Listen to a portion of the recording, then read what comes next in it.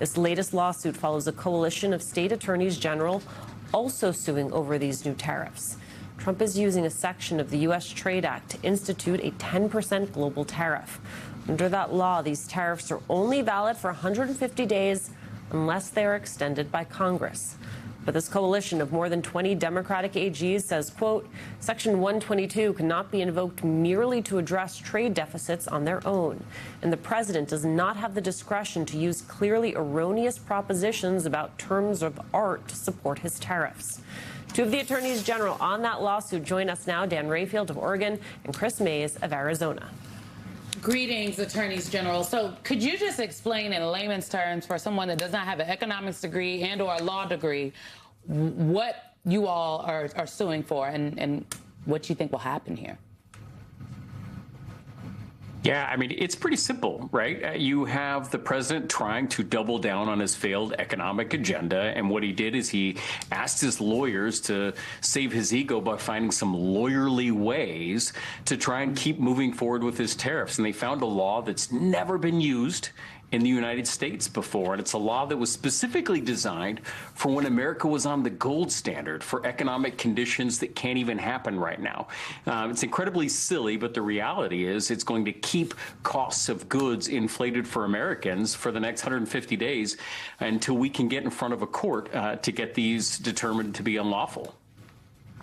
So you have, along with this, General Mayes, the idea that while that's happening, you've got folks in Congress and some governors as well noting that the American people should be the ones that reimbursed here. At the end of the day, after all, we're the ones that paid the tax. It came off of our kitchen tables, out of our family bank accounts. You know, New York Times noting for years, Americans who bought items from overseas did not have to pay tariffs on items worth $100 or less. Last year, Mr. Trump took away that loophole, and shipping companies started demanding that shoppers pay their tariffs before they got their goods.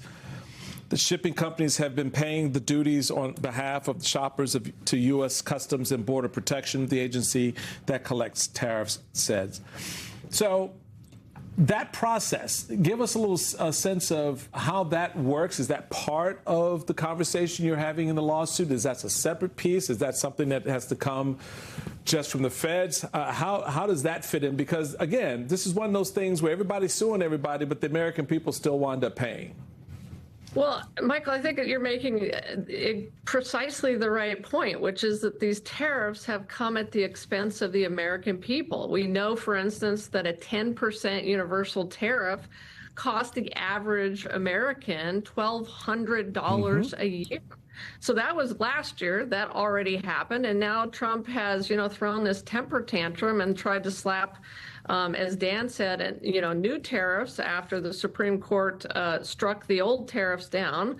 And so this is a continuing harm, which is why the AGs have stepped forward to, again, file suit. But you raise a great point. People are due a refund. I mean, people should get this money back. Small businesses have been on the verge of bankruptcy.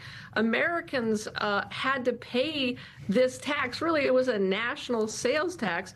They had to pay this tax. So, yes, there is going to have to be a separate process. Quite frankly, Michael, I don't know why, well, we know why Trump hasn't set it up yet, but Trump should be setting up a process probably through CBP, Customs and Border Patrol, which is the entity that brought the tariffs in the first place, to refund the money back to the American people. There was some concern, General Rayfield, that the companies were not going to want to move forward with these refunds, especially companies that had other regulatory questions before this government, because they were afraid of retribution by this administration. We've now seen a number of companies bravely step forward. What is your message, though, to those who may be waiting in the wings, wondering if it is, in fact, right to do the right thing for their shareholders and for their consumers? Well, I think the number right now is incredible in terms of the amount of money that has been taken out of the pockets of American businesses. It's over $200 billion that Secretary Bessent brags. So you're having actually a lot of those businesses come out of the wings. Right now, I think it's more than 2,000 lawsuits have been filed. And you're starting to see the Trump administration, frankly, should have been doing this a long time ago. You'll remember you got multiple lower courts saying, hey, what you did was unlawful. His own lawyers, I bet you money, told him what he was doing was unlawful, but he forged ahead anyway. And so I think what you're going to have right now is these companies coming forth asking for the refunds. And I think you're starting to see the Trump administration turn a little bit to make sure that they can get the refunds. Because here's the real interesting thing. You shouldn't have a president, the leader of this country, who is determined to have unlawfully taken Americans' money, to then put more fights up in court. That's a betrayal of trust in what's going on. And when that betrayal of trust causes more interest that goes back to those businesses, who pays that interest? We as taxpayers pay the interest because President Donald Trump is unwilling to put that money back in our pockets. It's absolutely absurd what's going on right now. Well, here's the thing. The Trump administration is telling folks that they can't comply with the order to start the tariff refunds. This is what they say. This is from Axios. U.S. Customs and Border Protection is now facing an unprecedented volume of refunds. Brandon Lord, a top official in the agency's trade division, wrote in a court filing, personnel will be redirected from responsibilities that serve to mitigate imminent threats to national security and economic security. General Mays, I don't understand, because they didn't have a problem redirecting personnel that, if I remember correctly, one of the last times we spoke, that were doing important counterterrorism activities and DEA work in your state on your border. So now we can't get our money back because terrorism? I don't buy it. Yeah, I think they know how to redirect federal agents. Yeah, Simone is exactly right. You know, they were redirecting our federal agents out here in Arizona, who ought to be down here helping me fight the Mexican drug cartels.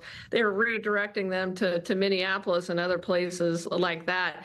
But of course they can do this. The federal government can absolutely do this. And let's remember who's paying the price every minute that goes by that they're not getting their refunds. That's the American people.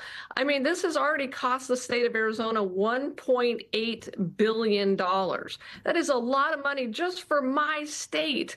And so they ought to get started. And, you know, I don't know if it's going to take another court, of course, to get them to do that, but they ought to just do the right thing.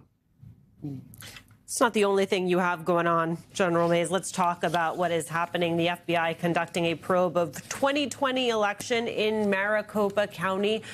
Tell me what you think is motivating the administration and how you plan to fight back. Well, this is just outrageous and ridiculous, Alicia. You know, you're right. You know, we've learned today that the Trump administration, Donald Trump, apparently remains completely fixated with 2020. They have served subpoenas on elected officials here in Arizona, at least one Republican who apparently went ahead and shoveled data over to the Trump administration and the DOJ, despite the fact that we have had multiple audits on our 2020 election, multiple investigations, all of which showed that our election was run absolutely solidly. We run fantastic elections in the state of Arizona, and here they go again. And it's just an unbelievable waste of resources, and I think it's a distraction from the Epstein files. It's a distraction from the rising cost of gasoline due to the Iran war, and it's a distraction from the tariffs that are costing the American people so much money. So it's outrageous, and they ought to knock it off.